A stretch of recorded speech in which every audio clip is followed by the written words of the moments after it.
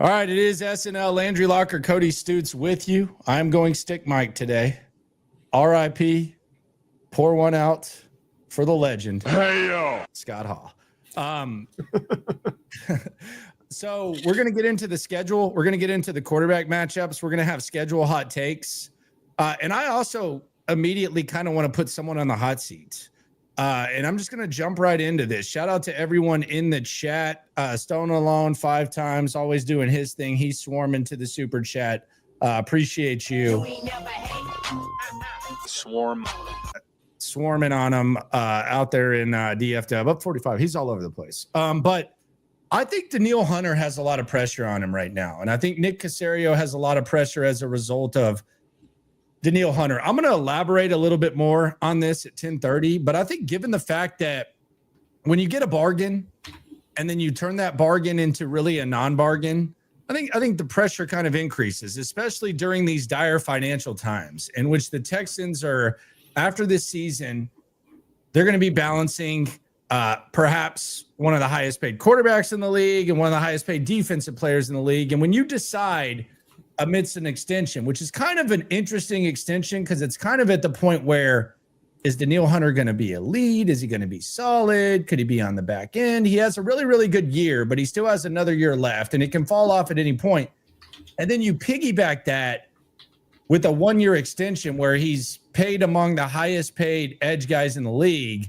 I just think that kind of it increases the expectations for Danielle Hunter, where it was a pleasant surprise that he played the way he did this year, but now it's almost expected. So we talk about pressure. We talk about CJ Stroud. We talk about a lot of guys. I just want to bring the attention to Danielle Hunter and say there's a little bit more pressure on Danielle Hunter and Nick Caserio, given the way that things were handled in this whole situation. It's a much better production number and what he brings to the table when he's one of the 10 highest paid players at his position. He is the second highest paid player at his position now.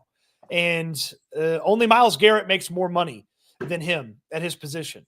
And while Myles Garrett and Trey Hendrickson and Micah Parsons are the only players to outproduce Danielle Hunter on sacks over the past 3 seasons, I don't feel about Danielle Hunter the same way I feel about those guys. I don't even feel like Danielle Hunter's the best edge rusher on the team. I feel like Will Anderson's a better edge rusher. But you don't have to pay Will Anderson just yet. And I guess the argument would be you didn't have to pay Danielle Hunter, but you do get him for 1 more year than what that initial sign-up is. Hey, when you start making that money, you're 5th in sacks. You better be 5th or higher again in sacks, because it feels like they broke him off a little bit based off of past results and not necessarily exactly what he's going to be able to do here in the future. Yeah, and you just wonder, like, what wasn't necessary? Like, why did you do that? You had 1 year left. Like, was it?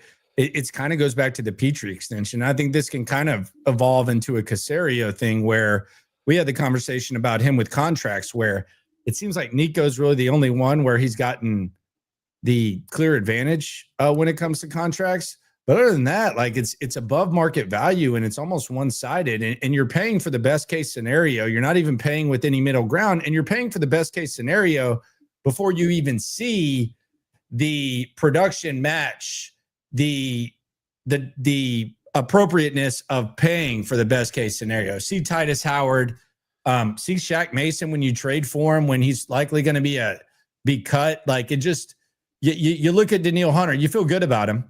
You feel like he's a good player, but he's also on the other side of 30 and it can fall off. Like, is Danielle Hunter going to be producing as one of the best edge guys in 2 years? Like, how is he going to piggyback off what he did last year? I know he's going to handle everything that he can handle. I know he's going to be in damn good shape, but what does that look like, especially during these financial times? So I'm just saying this to say, he's kind of been like an under the radar guy. Like, when we break down the Texans, we focus on Will, we focus on Stingley, we focus on some other guys. Danielle Hunter's got to bring it. And he did do that last year, but it's almost got to be at an even higher level. So I just wanted to start this off by bringing this up and bringing up this angle as we approach camp and everything like that. I feel like the likelihood of him performing up to the level is much better than some of those other players and contracts that you talked about. Like Titus Howard was never going to live up to his contract.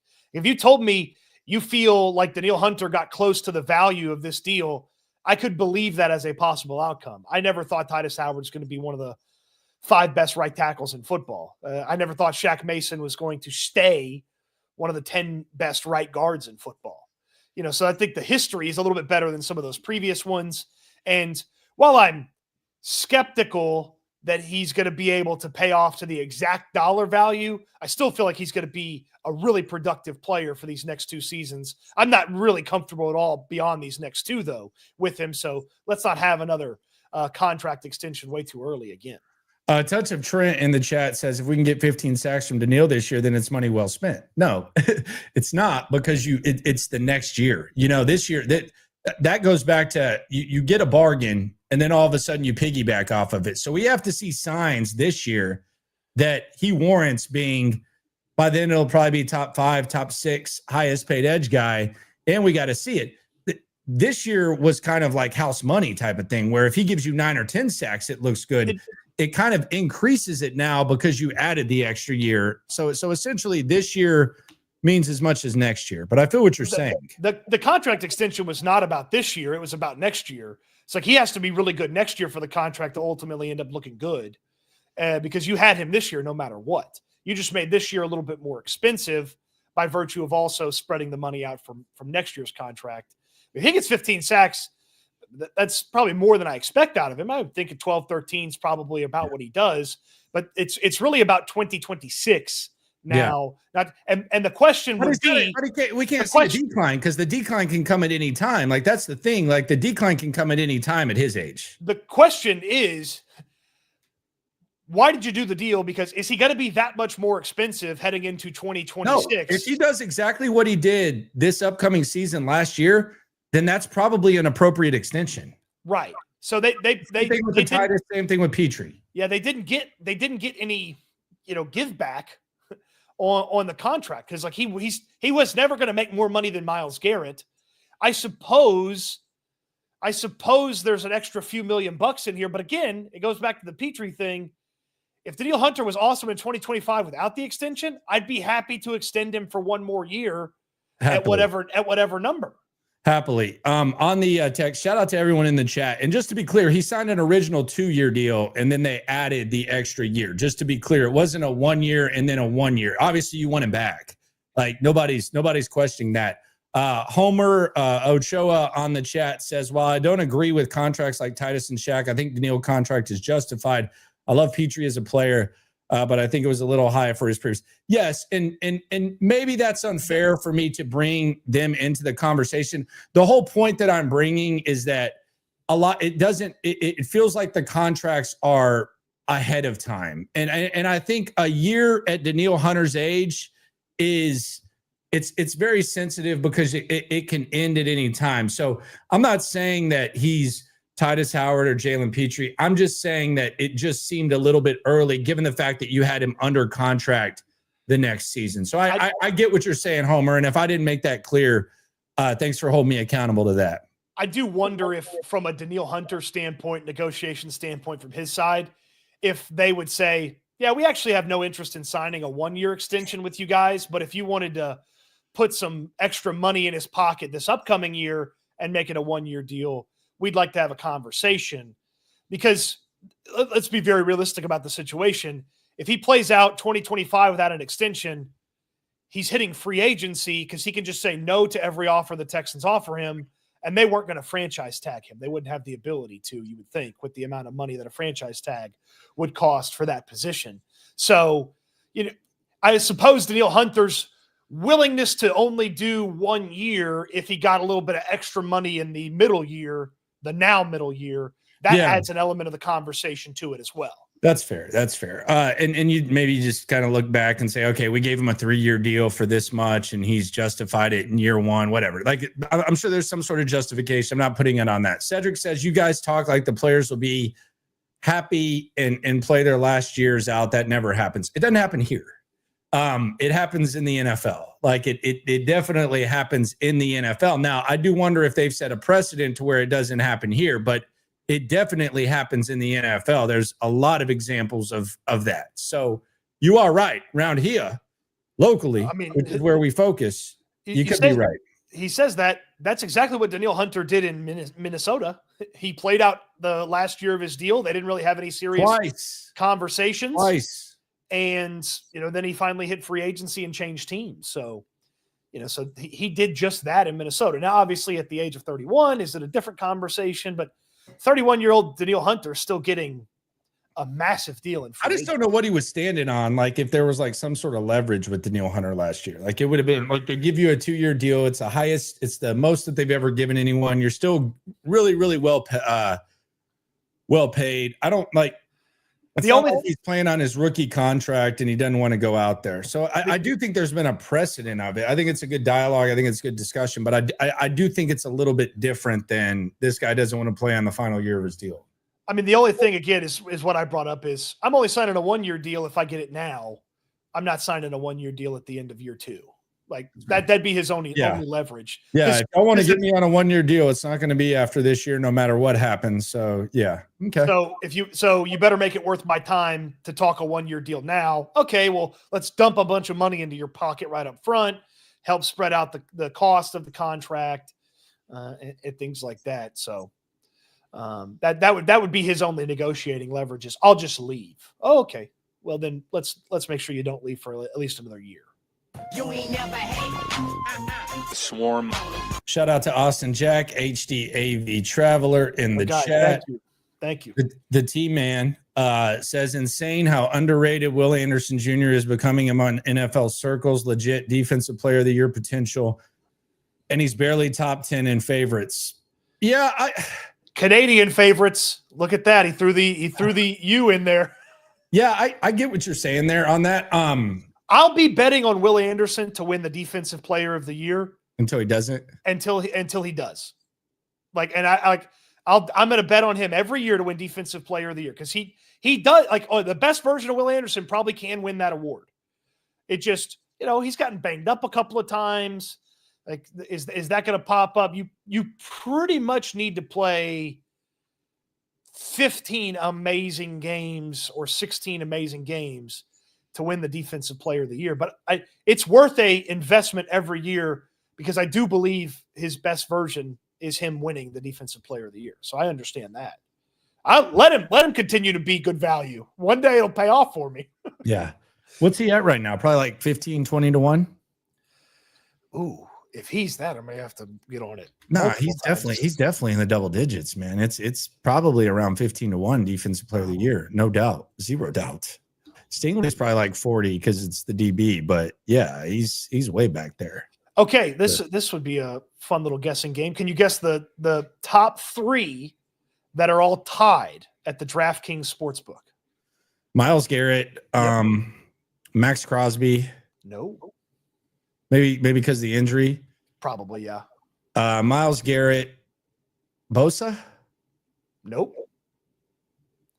Myles Garrett, TJ Watt, Aiden Hutchinson. Coming off the broken leg. Okay. What's he for comeback player of the year? Minus 600, which they kind of ruined that. That will be a wager for sure. Yeah. Okay. For sure. So what is Will? Derek Stingley, 75 to 1, in case you're wondering. Will Anderson, 12 to 1. Okay, so around 15. Okay. Good value there. Danielle Hunter, 75 to 1. Probably not going to win defensive player of the year. No, definitely. If he does, then take everything I just said and say you're a dumbass. Max a new contract before the next one. That's true. Yeah. Actually, we're going to get you for year 33 years old. We'll just get you again. I think Micah Parsons at 8.5 to 1 and Max Crosby at 9 to 1 are great values right off the bat. And then Baby Bosa at 16 to 1 is good value too. Yep. So we have a little bit of an exercise here, and this is going to be very simple. And this is going to be an exercise. This is off the dome. It's going to create a lot of discussion, a lot of passion in the chat, because nothing creates football passion like quarterbacks. And it is SNL, Landry Locker, Cody Stoots with you. By the way, much appreciation to all of you. Frank Ross passed it on through PR. Much appreciation to all of you that donated for the cause. Yes. We raised over 1K.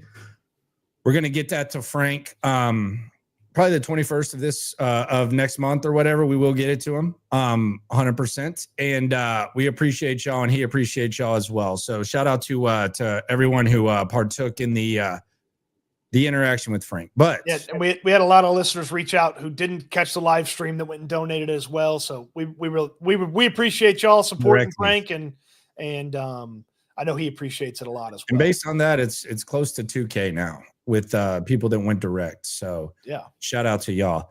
How many QBs over Stroud on the 2025 schedule? So we're going to go through and we're going to talk about the quarterback position. How many QBs on the schedule do the Texans have the advantage when it comes to the position? Let's just go through and let's keep tabs. Let's start week 1 at Los Angeles. Do the Texans have the advantage at QB between CJ Stroud and Matthew Stafford? No. I'm gonna say no. No, they don't. If this was banged up Matt Stafford in December, maybe. But no, I'm going to say no. I'm going to say no out of respect, and I don't think CJ would say yes either. Like Truth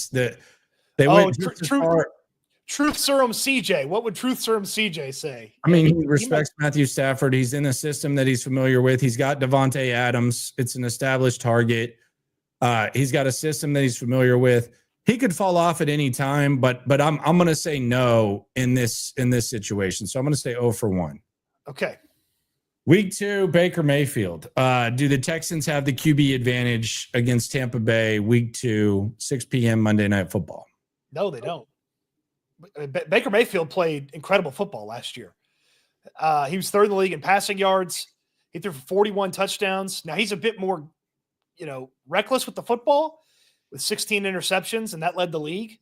But CJ Stroud threw 12 and didn't throw 41 touchdowns with it. So this could flip. This could be easily flipped in 2025. But going into 2025, Baker Mayfield's better right now. I'm going to say CJ has the advantage. And this is giving the benefit of the doubt to Nick Caley and what he will do. And also taking into account that Baker Mayfield's going to be on his, I know CJ has a new system. Baker, it's third OC in as many years, not necessarily a new system, but third OC. So I'll give the nod to CJ. Texans versus Jags, Trevor Lawrence versus CJ Stroud. Do the Texans have the advantage?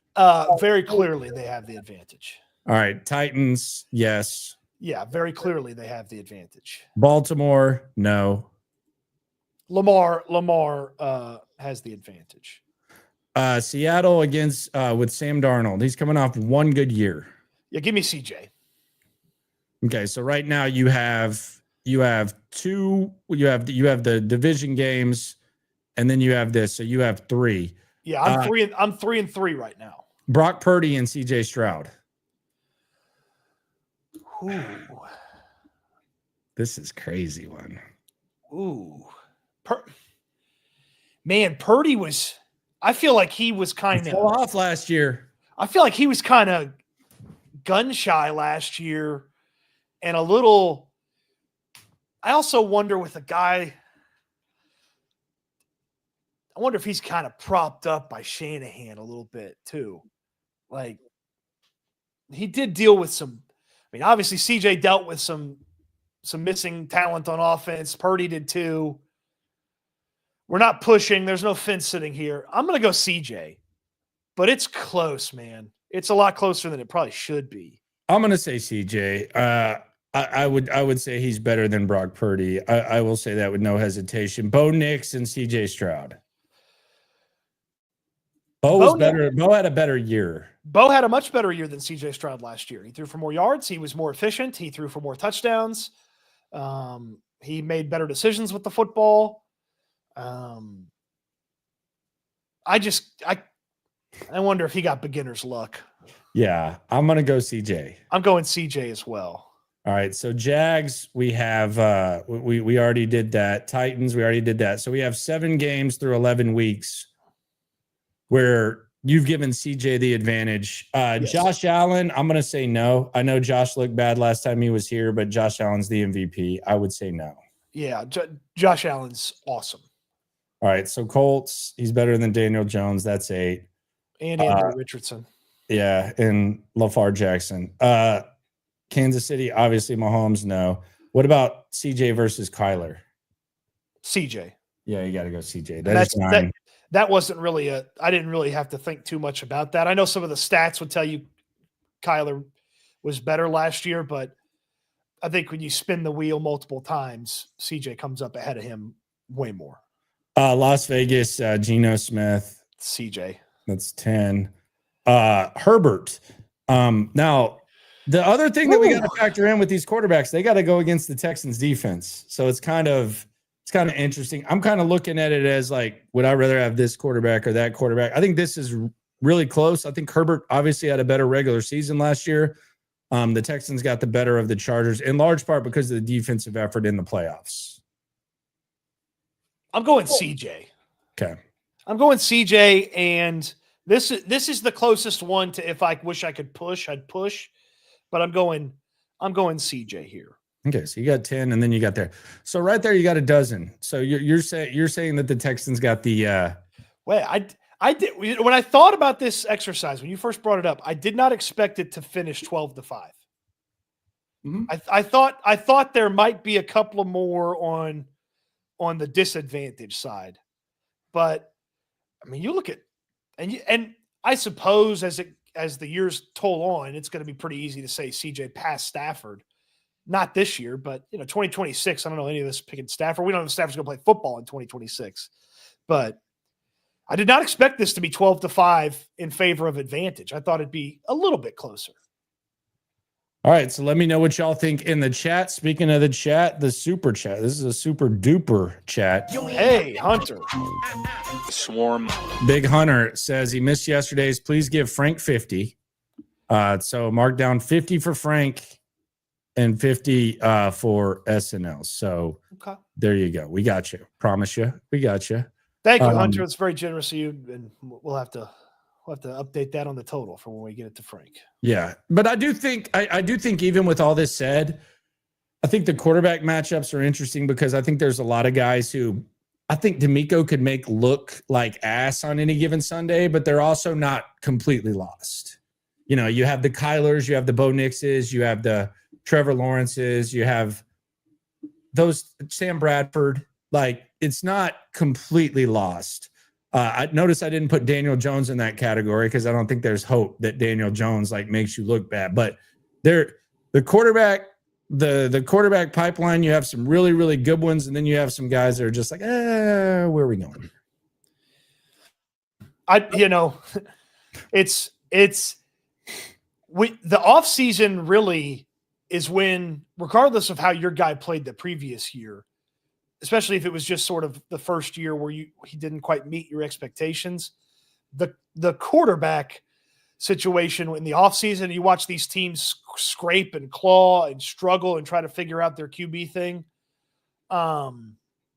It really does add a little bit of appreciation for what you do have.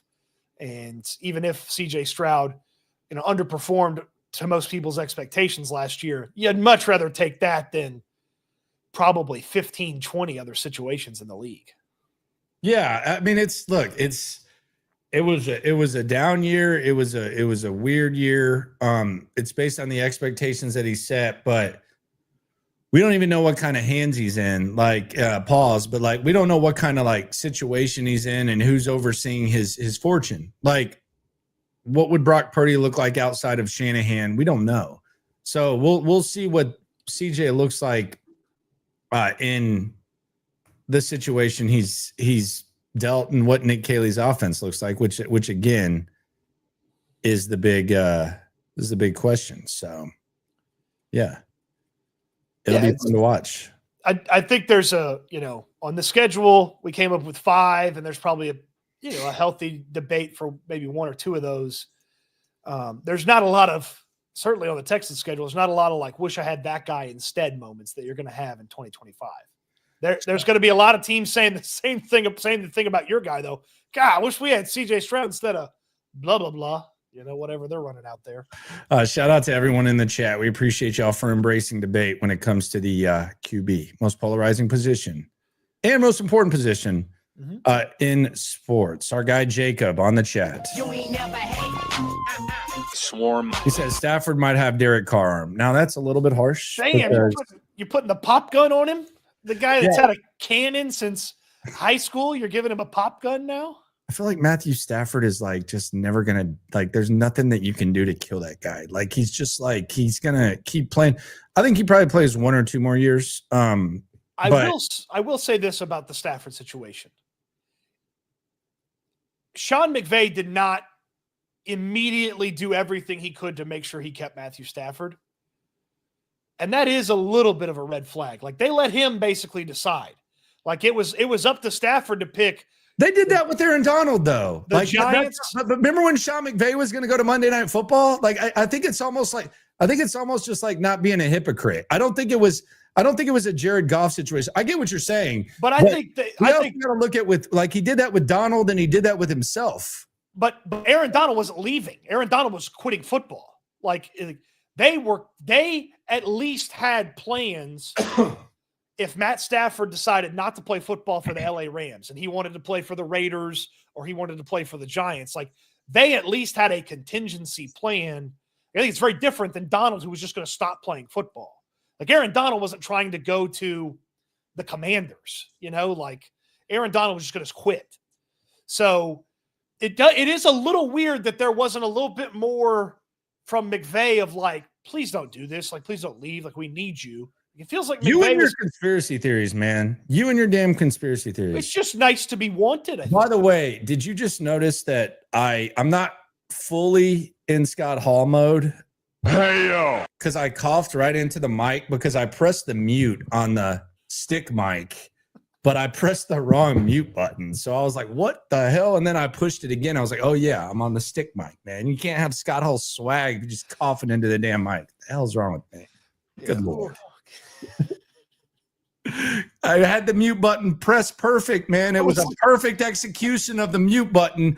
But then I looked down and I'm like, wait, the mute button's off. And it was like, no, it's the mute button on the other one, the other mic, you dipshit. Like move your mute button mic over. And because display by me, pathetic fundamentals there. Good fundamentals gone bad. And because you thought it was muted, you had that microphone right there. Dude, and I was right there. I was right there. Like I hit it perfect. I hit the mute button perfect. Like I mastered the art through all my radio experience. And then that's what happened. Not good. A rare miss by you. Mute buttons are not my weakness. They're my strength. It's the Rode stick mic. A little bit of an adjustment. Sometimes it be like that. Cody asked this question. I'll let Cody answer this question. Did anyone's job get harder because of the expected schedule? I do not love the 5-game start to this season for this offensive line. The Rams have young, quick, fast pass rushers.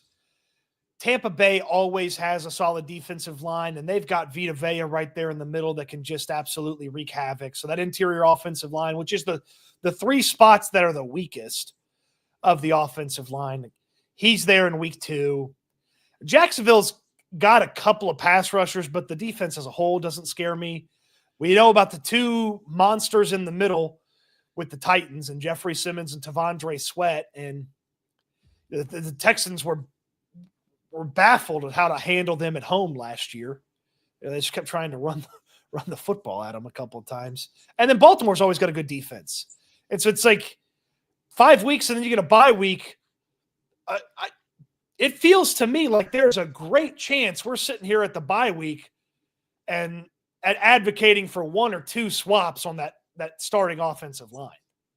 It just feels to me like we're sitting here headed into Monday Night Football week 7. We're like, you got to start Ursery at left tackle, or you got to start Ursery at right tackle, or you got to put somebody else in at guard, or you got to bench Scruggs, or just feels like there's high potential for that with that 5-game start. See, this is why, Cody, this is why I make fun of him for being a nerd. Because you said, did anyone's job get harder because of the expected schedule? And you immediately go to the trenches and you start talking about 3 techs, 1 techs, guards, centers, all that crap that probably lost half our audience, if we're being honest. No, the number went up when I was talking. But let me say this. It usually goes down when you talk. Let me say this. The fans' job got harder because of this schedule. Because now there's a 6:00 Monday night football game. That game where you're focused on all this 3 tech, 1 tech, all that type of crap. Fans in Houston with this traffic, they already have trouble getting in their seats at noon games when there's no traffic. Now all of a sudden they have to figure out how to make it out on a Monday night at 6:00 with a 6:00 kickoff. Then you have the other Monday night game that's at 9:00 for people who probably have to go to work at Tuesday. I would assume that most of our crowd, maybe not all. And it's not even on real TV. Exactly. And they have to worry about this ESPN Plus crap, including the bartenders. So while Cody's worried about the trenches, I think the fans' job got harder with this garbage Monday night football schedule that they put out there. Yeah, man of the people, Andrew Locker, huh? Okay. You're not wrong. We can both be correct. You're not wrong. 2 things can be true. Justin on the soup. You ain't never Swarm. Said, which team would win, last year's team or the 18-19 team? So we're talking Deshaun's second year, or we're talking Deshaun's third year? Are we talking about the team that went 11-5 and lost to the Colts? Or are we talking about the team that went 10-6 and beat the Bills behind Deshaun's heroics and then blew the 24-0 lead to the Chiefs? Which one are we talking about? Are we talking about both? I would tell you, oh, man. 2019. I would say, let's use 2019 for the example. 2019. I mean, Watt got hurt that year. So it's not like it's just one game. So let's just assume JJ plays. I don't know how they're blocking Whitney Merciless and JJ Watt last year.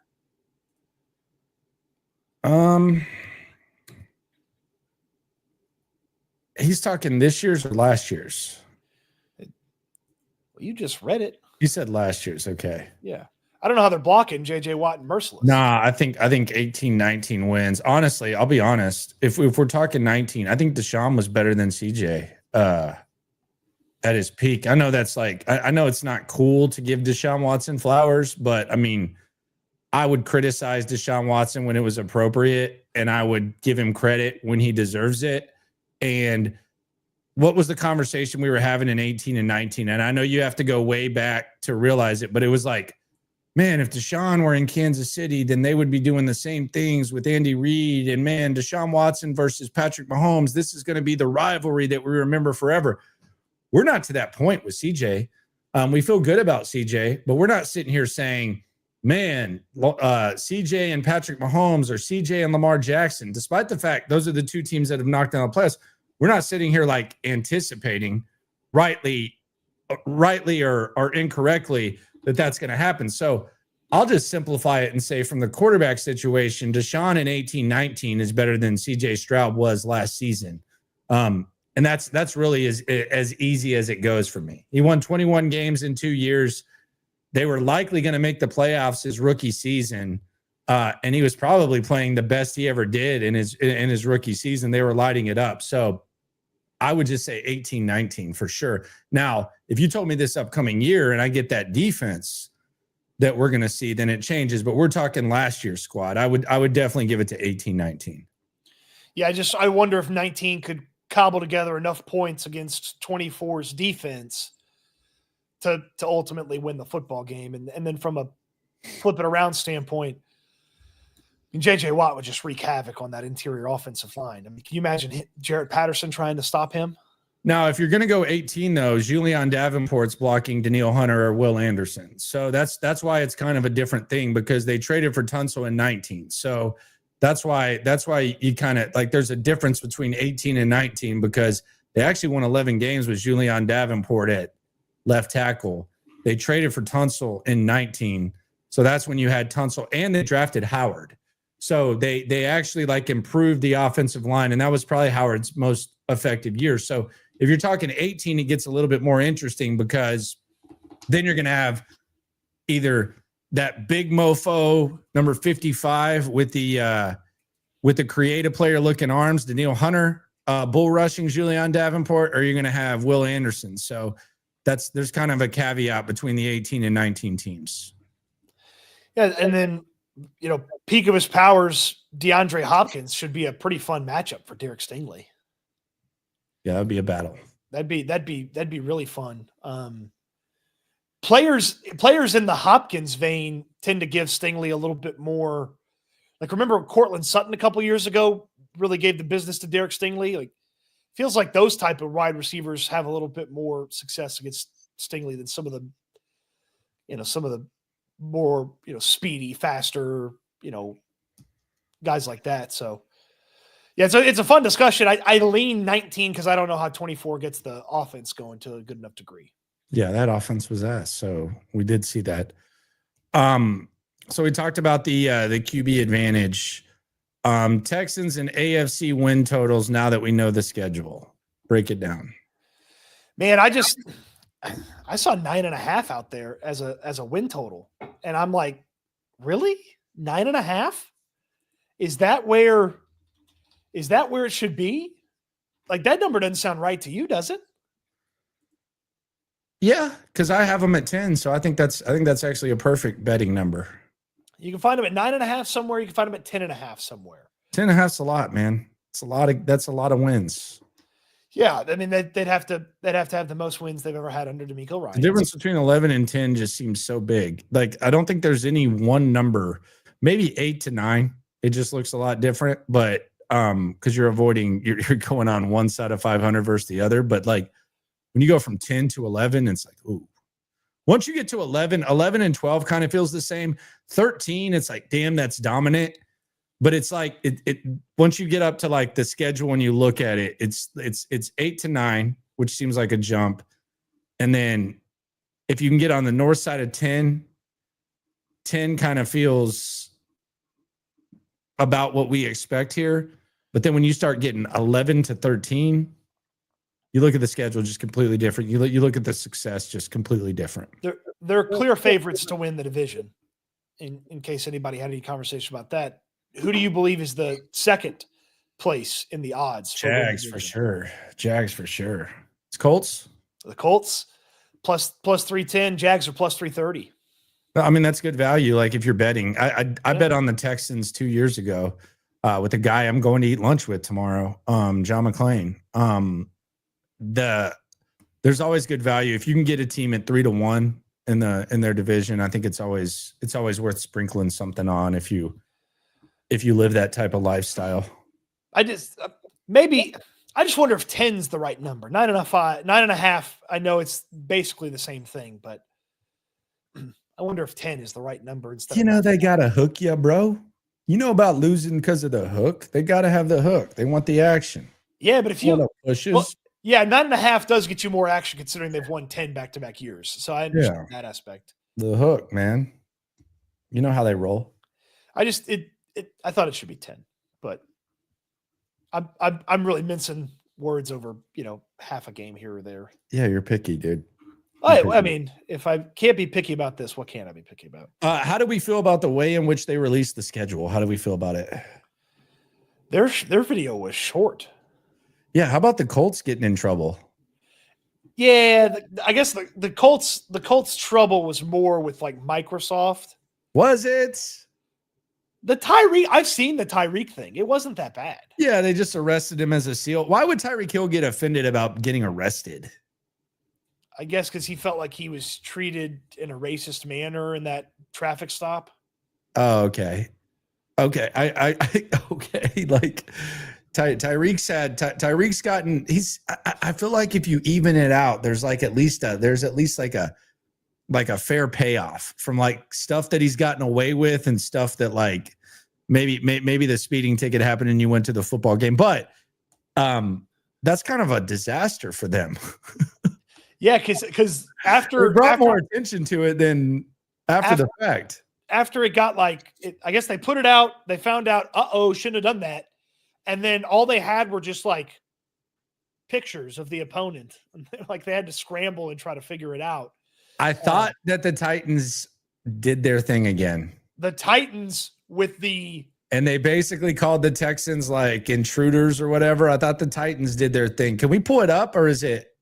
Oh yeah, I think it's just a Twitter video. So let's peep the Titans. And I also think the Texans they paid homage to one of the best commercials of all time, and I'm glad that they're keeping that alive. That Adam Sandler movie, That's My Boy, kind of tried to keep the alive. I thought the Texans did a good job there. Now there is something that the Texans did that I got a lot of messages about. And I'm just gonna ask the chat because we got millennials, we got boomers, we got Gen Z, X, all that type of stuff. We got people from different states. Does the sketch bit still hit? Like, do y'all still like? I know 2 years ago it was kind of hot. Is sketch rocking the Texans jersey? Is that still hitting for y'all? Are we feeling good about that? It feels like some of the away from video game streaming stuff knocked him down a few pegs. And maybe not everybody would be on board with that. I probably would have left him out. Yeah, I don't think it hits, man. Like I just don't. It's not even like about anything that went down or like his performance. It's just I just don't think it hits, man. I don't think sketch hits. One of the I was reading the comment section under the Texans release because in their video they have Gary Owen, the comedian. And he's doing the what's up. And someone goes, "Hey, he's a Bengals fan." And somebody responded to them and go, "Well, he lives in Houston now, bitch." And I was like, that made me laugh I don't know why that made me laugh so hard. But yeah, the Titans one was good. You want to play it? Yeah, I think Amos Pandeline brings up a good point though. He got a new jersey. It's got to be the old CJ. You can't change the jersey. You got to still rock the old CJ. Right? Yeah. That's the uniform. I just kind of feel like I don't know if it's like Kiss changing their face paint. Like they don't change the face paint. They wear the same thing every time. Yeah, it's like it's not even about a phobia. And I know people like to throw out phobias or phobe and all that. How many people are the Texans pushing? I'm getting on my soapbox. How many people are they pushing that were paid to have sex publicly? Like I'm being serious. Like whether it's hetero or homo, how many people are they openly having push their product? Whether we're open-minded or not, how many NFL teams are pushing guys that admittedly had sex for money on camera? Zero. It's true. So, like, the Texans are the only team doing that. It's not about acceptance. It's not about lifestyles, anything like that. It's not about choices. It's just how many teams are doing that. It's just the Texans. All right, let's hear from the Titans. What's wrong with you, Cody? I'm just asking the question. I didn't say anything. Okay, I'm just asking. No, it's a valid question. It's a fair question. I answered your question. I'm asking a fair question. Let's go. All right, you ready to fix your NFL football swoon? Not knowing who and when your team is playing this season, life can lose its luster. For millions of fans suffering from football season withdrawal, or FSW, even relationships can lose their spark. But now there's Schedule Rizzy, a once-a-season schedule fix that cures FSW. Football is everything. Schedule Rizzy. With Schedule Rizzy, you can live your season to the fullest. 18 beautiful weeks, marked, circled, counted down. I was feeling down. Schedule Rizzy turned it all around. Consult Tennessee Titans tickets before taking Schedule Rizzy. Side effects include altitude sickness, gridlock, hand, foot, and mouth disease, imposter syndrome, heat stroke, crapping out, melancholy, general malaise, jet lag, jock itch, diarrhea, heartburn, nausea, and slurred speech. Now now my future's bright. With Schedule Rizzy, I see the light. Football is everything. Okay. Thanks, Schedule Rizzy. Yeah, not terrible. Thanks, Schedule Rizzy. I Not got terrible, my not terrible. Schedule Rizzy. They got a lot of credit for that. What did the Jags do? They have Lil Duval go out there and scream? No, they had the you wouldn't have seen this because you probably didn't cross into your world. They had the guy that has like the crazy morning routine where he gets up at 3 a.m. and he splashes water on his face. Oh, what, the guy that they had the Netflix bid on that was on Keeping Up with the Kardashians? He's trying to live forever? No. This is like this big jacked workout guy, and he rubs banana peels on his face, and he does like fake business meetings, and people were making fun of him. His name's Ashton Hall.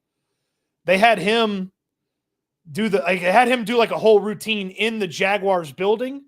And then like the last 3 seconds of the video, they were like, here's the schedule. It's like, it was bad. I feel like the Titans should have started with the side effects.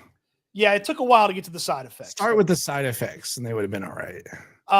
You know what my favorite one was? And I watched a good amount of them last night. You know what my favorite one was? Gruden doing the Buccaneers schedule. They just let him go for 10 minutes. And he's been getting all these teams send him boxes. And so the Buccaneers sent him a box with all these things to like announce this is the opponent, this is the this and that. And so like he pulled out a football from when they beat the Eagles in the NFC Championship. And like he told a story about that. He pulled out a piece of AstroTurf. He's like, they used to play in the Astrodome. Now they got a big fancy new stadium. But it's Pete Gruden and it's stories, a little football history, and then his energy is just incredible. And he went again, it's like 10 minutes. And he's like pulling out he's like, this is Rob Gronkowski and Tom Brady. They were great with the Patriots. Why wouldn't Netflix or someone just hire him to do commentary?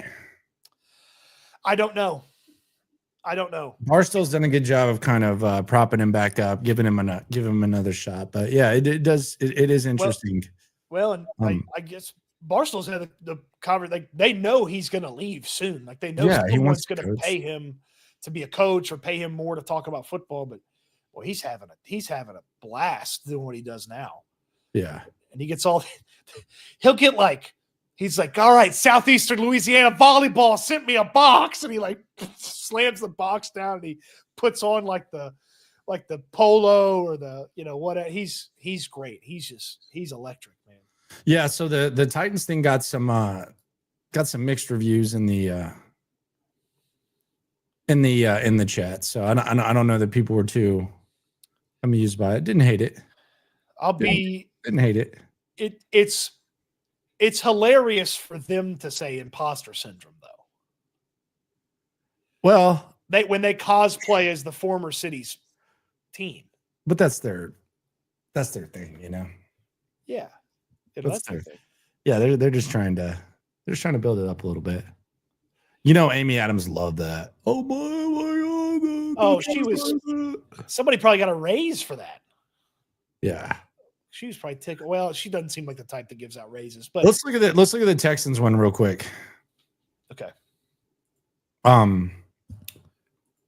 They got might have to turn it down when the music starts. But they never hit the music, so don't want to get copyrighted by P-Dub. He wouldn't do that. Right. Here we go. Yo, what's up? Just waiting on the schedule to drop. What's up with you? I'm J. Joe. Nothing, man. Just waiting for the schedule to drop. True. Hey, hold up, other phone ring. J. Joe's not a good actor.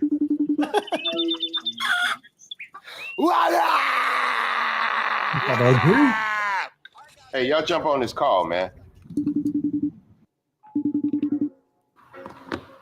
Hey, Parker, you're preaching to the choir. True. Hey, I got another call. You getting this? Yo, what's up, brother? HSA!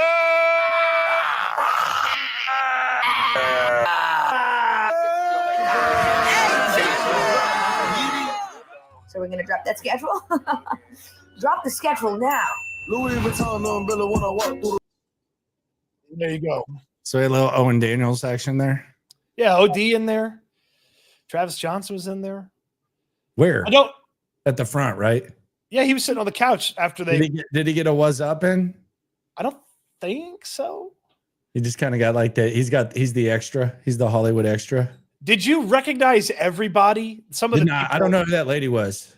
Some of the people in Tell me who that lady was. I don't. The lady on the couch. Yeah, who was that? I do not know. Yeah, I have no idea who that was. I'd be lying if I said I did. I don't know. And I think maybe some of them were just fans. So let's see. Let me go through this. That's Ryan Trahan going down. That's Sketch. Who's this guy below Sketch? Dennis Quaid. Don't know. Didn't know that. That's Paul Wall. You don't know who Dennis Quaid is? Didn't know who that was. Okay, well, you're just a movie snob. So if you don't like it, it's a bad movie. What was he in? The Rookie. Never saw it. Okay, yeah, you've never seen. What else? Yeah, what else? He's in a lot of stuff. Okay, give me two more. You're acting like I just said I didn't recognize Tom Cruise. Give me two more. Nah, quit typing, brother. Quit type. Put your hands up and give me two more Dennis Quaid movies. Come on. There's two more for you. I just can't believe you don't know who Dennis Quaid is. Hey, you made it sound like I just said that I didn't know who George Clooney was. All right. Don't know who these women are. Don't know who this guy at the bottom is. Don't know this chick with the tongue out. The blonde, don't know. Don't know this guy. Don't know this guy. That's OG. Don't know this guy. Don't know this guy. Isn't it OT? Oh yeah, OT. Travis Johnson's right there with Owen Daniels. Okay. Two under OT is one of the wrestlers from Reality of Wrestling, Fatu. Okay. Okay. So there we go. And then there's Toro. Why did I have to put Toro in there? There's Toro. Oh, I guess they had the original What's Up guy in it. Good. Yeah, at the end. Good. Very nice. Good to see. Pay homage to that. Very good product there. Yeah. Who's Ryan Trahan? Dude, he's like a real big YouTube dude. So he actually follows me on Twitter. He sick brag. I'm just saying he does. He's like the guy who like will go overseas and have like a penny and say, I'm trying to get back to the States with a penny. Like he's big with he's big with the kids. Like he has like viral videos like that. I actually was listening to a podcast where Danny McBride was talking about how he likes watching Ryan Trahan with his son. Oh, okay. So he's geared towards more younger audience. He announced the Texans. He announced the Texans pick a couple of years ago, but he's like a big like task type of dude. He puts out. He's not Mr. Beast, but it's kind of like the same type of format, and it's really like wholesome for like kids and stuff. He doesn't have like the. So he's like a PG Paul brother. Yes. Okay. Yes. And mine, and he's not doing the extra stuff. Yes. Very, very wholesome. Okay. On the suit, Jacob. You ain't never had Swarm says give $5 to Landry and have him rent a Dennis Quaid movie. Let's look up give me the since you're such a hot shot, pull up the Dennis Quaid movies. Since you're acting like I'm just missing out. I want to get the Cody Stutes Dennis Quaid recommendations. Let's go. Come on. Pull it up. Any Given Sunday? What is he? What is he in there? He's the bad coach? He's the old quarterback. Oh, he's okay. The quarterback that gets hurt. Okay. Yeah. Good for him. LL Cool J acts in that movie. Awesome, dude. That's real A-list. Good for you. So you acted with you were on LL Cool J's football team. Cool. All right. I'm not doing this exercise. No, come on. Give me no, you can't react the way you did and then not be able to bring it and act like I just can't believe you haven't seen Dennis Quaid in movies. Any Given Sunday. I've seen Any Given Sunday. I just can't believe you haven't seen Dennis Quaid in movies. I'm confused by that. Give me something with him. The Alamo. Never saw it. The Rookie, you already said you never saw that one. Didn't see it. Frequency was a movie that he got a lot of credit for. Never saw it. The Day After Tomorrow. It's a science fiction movie, so you wouldn't watch it. Don't remember that one. He was in the new Footloose. Was that with Ryan Gosling? No. Okay. What was that one called where Ryan Gosling was dancing? I saw that one. Where Ryan Gosling was dancing. Yeah, it was Neverland or something like that. Not to be confused with Michael Jackson's Park. La La Land? La La Land, yeah. Yeah. No, I don't think he was in that.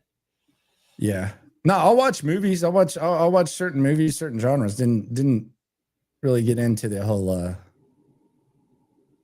thing. The Rookie, I don't know about that. The minor league pitcher, I just wasn't into that. Wasn't into that story. That's fine. Mm-hmm. I just can't believe you didn't know who Dennis Quaid was. No, there you go. I got it. I didn't recognize him, but yeah, he's in there. That's a big get by them. Big get right there at the bottom. Okay. Got the H up. He's doing his thing. Okay. Gotcha. He's trying to get a lot more. I've seen movie 43 probably 100 times in my life. Do you remember I love movie 43 is like a brilliant sketch movie. I love movie 43. Every time I try to get the wife to watch it or someone else to watch it, they don't have the appreciation for it. I love movie 43. I saw it like 2 or 3 times in the theater. Do you remember the first time you saw it in the theaters? It was with you, right? Yeah, we were in Phoenix. We thought that Fan Fest was the same day as the Royal Rumble, and it wasn't. It was the day before. So we went and saw a movie. No, I'll watch some corny movies, that's for sure. Parent Trap. Are we talking about the Lindsay Lohan Parent Trap? Yeah, that was a classic. He was in that. Yeah. Thank you, I Must Pandoline. You're mentioning real movies. I've seen Parent Trap. Okay. Yes, thank you. Yeah. Appreciate y'all. There we go. All right. On that note. On the Dennis Quaid note. All right. I thought Dennis Quaid note. See, I'm familiar with his work. I'm familiar with his work. You're really not, actually. We had to remind you of everything. I'm familiar with his work. There's a lot of movie stars that you see, you just don't remember their names. Anyway, appreciate everyone for rolling through. I can't believe after every bit of grief you gave me yesterday, you didn't give me any credit for doing my hair today. You always do your hair. Looks great, man. I changed it up. Okay, so you're changing your hair. Yeah, Frank Ross said that you needed to change your your hair's fine, man. You don't need to touch it too much. No, see, I don't believe a haircut. I don't believe you after yesterday, after you tried to get Frank to give me a buzz cut. So are you just gonna have like a different haircut each day now, hairstyle? Well, maybe I'm trying this one out. Maybe it looks good, maybe it doesn't. I don't know. I don't know. What you're the expert, so you know. I'm definitely not. You're the one that was giving me all the grief for how I used to do it. No, you're good, man. You're good. I don't have a lot of hair. People think I'm bald though with the hat. I got my hairline's not going back like yours right there. It's normal. So, I mean, it's not like I have like a bad hairline. Like, oh, that thing's fading, bro. You get a buzz. You get a buzz, man. Well, if you get a buzz, see my buzz, like my hairline still stays like in front of the ears, like at a healthy level. Yours is like Kevin Dyson reaching. If the ears are the goal line, it's very close. Like the hairline is very close if you got a buzz cut. Yeah, maybe I need to go to Turkey for a summer like you did. Subscribe, like, right along. Always remember, whether you are the biggest Dennis Quaid fan in the world. I'm going to go watch The Rookie right now, damn it. Or whether you're a simp like me, when it comes to this Texan stuff, we're all in it together.